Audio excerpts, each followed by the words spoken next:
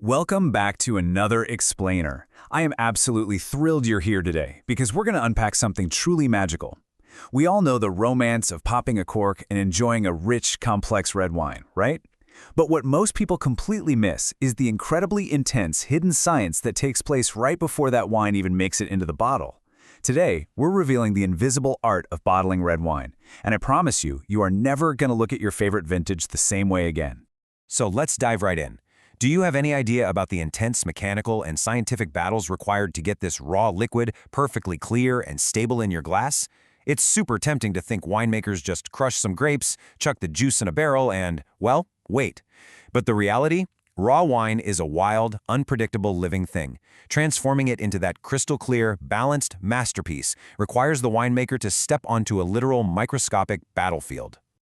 Here is our roadmap for this explainer. We'll be covering preparing the perfect pour, clarification, removing the impurities, stabilization, protecting the wine, filtration, the final polish, and finally, the final quality test. Let's start with Section 1, preparing the perfect pour, the vulnerability of raw wine. Moving right into Section 2, clarification, removing the impurities. Look, straight out of the storage tank, wine is, well, it's kind of a mess. It's completely raw, vulnerable, and loaded with impurities. We're talking yeast residues, bacteria, rogue proteins, and volatile compounds that absolutely have to be managed before the cork goes in. If a winemaker bottled it just like this, it would be cloudy, unstable, and could actually start fermenting again right there on your wine rack. No way we want that. To fix this, look at the stark contrast between simply letting gravity do the work and the proactive science of what we call fining. Spontaneous decanting relies on gravity to slowly pull the heaviest solids down. It's natural, sure, but it's slow and incomplete. Fining, on the other hand, actively introduces specific clarifying agents into the wine.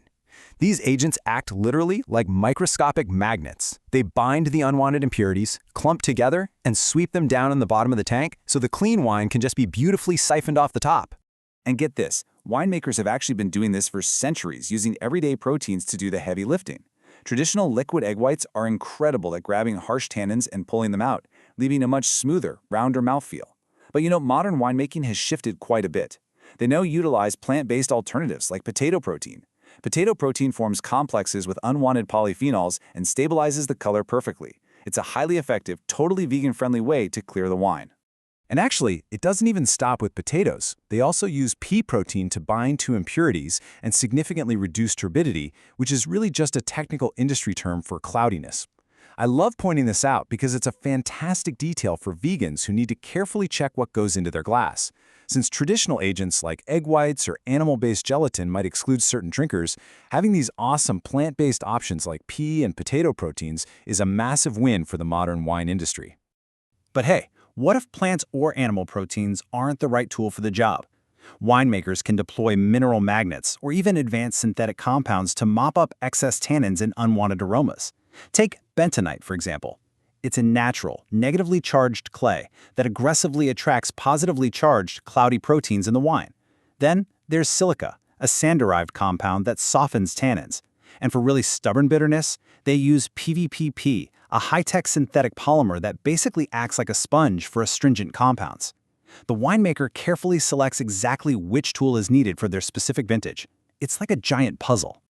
All right, Section 3, stabilization, protecting the wine. So we've removed the muddy impurities, but the wine is still super at risk from its environment.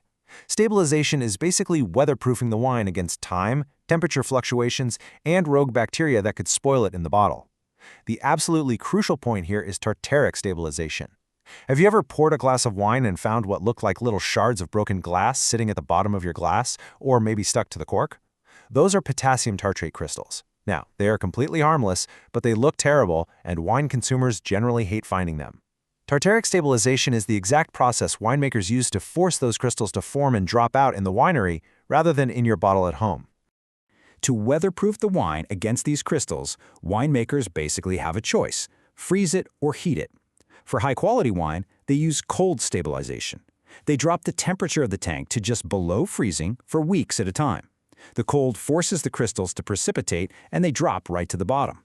Now, it sacrifices a tiny, almost unnoticeable bit of aroma, but it preserves the high quality of the wine. On the flip side, you can heat the wine up to dissolve the crystals. But watch out, because heat destroys aromatic complexity and rapidly ages the wine. So this aggressive method is strictly reserved for cheap, bulk wines where nuance doesn't matter quite as much. Beyond crystals, the wine must be defended against microscopic invaders. This is microbiological stabilization. If any stray yeast or bacteria survive into the bottle, they could start eating leftover sugars, causing the wine to re-ferment, turn fizzy, or, worst-case scenario, just taste like vinegar. Winemakers prevent this by using sulfur dioxide as an antimicrobial shield. Added in very precise small doses, SO2 stops bacteria dead in their tracks and acts as a powerful antioxidant, ensuring the wine survives the long journey from the winery to your dinner table. Which brings us to Section 4, filtration, the final polish.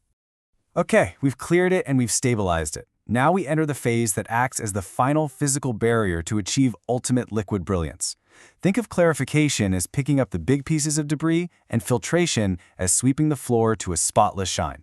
Amicrobic filters are a total marvel of modern winemaking. Their pores are so incredibly tiny, we're talking between 0.2 and 0.45 microns, that they literally trap microscopic bacteria and yeast cells while letting the polished, clean wine flow right through. This is what we call sterilizing filtration. It's physically removing the threat rather than just chemically treating it. Winemakers generally choose from 4 main filtration methods here. Earth filters are used for rough polishing, plate filters utilize cellulose, and then there are those high-tech membrane filters we just discussed. But the ultimate modern standard in high-end wineries, that would be tangential filtration. Instead of pushing wine straight through a filter where it can easily clog up, the wine is circulated tangentially, basically across the surface of the membrane. It guarantees total sterility in one single step without leaving any solid residues behind, and it requires 0 extra additives. It is incredibly efficient. And finally, Section 5, the final quality test. Before a single drop is allowed to enter a glass bottle and be sealed with a cork, the wine has to pass a final exam. It is a rigorous, highly specific analytical checklist performed right in the winery's laboratory. The winemaker acts as a strict chemist here, checking every single parameter against strict target values. They ensure the pH stays safely around 3.5. If it gets too high, the wine is at severe risk of oxidation and microbial spoilage. They check volatile acidity to make sure no vinegar-like flaws are developing. And crucially, they confirm the leftover sugars, the glucose and fructose, are strictly below 4 grams per liter. Why? Because that guarantees it's a perfectly dry red wine, with absolutely no food left over for any surviving yeast to feast on inside the bottle. And the ultimate magic number? 0. This measures the clogging index, which checks whether the wine will plug up the final bottling membrane. The ultimate goal for this index is a score as close to 0 as humanly possible. If a wine hits 0, it proves beyond a doubt that it is perfectly clean, totally stable, and entirely ready for bottling. It's truly a labor of scientific love, isn't it? From binding invisible impurities with potato proteins to freezing out crystals and pushing liquid through microscopic membranes, it's just an incredible process. So I'll leave you with this final thought. Next time you pour a beautiful, brilliant glass of red, will you taste the invisible art that brought it to perfection? I highly urge you to take a moment and appreciate the massive scientific journey your wine took just to reach your glass safely. Thank you so much for joining me on this explainer. Keep exploring, and I'll catch you on the next one.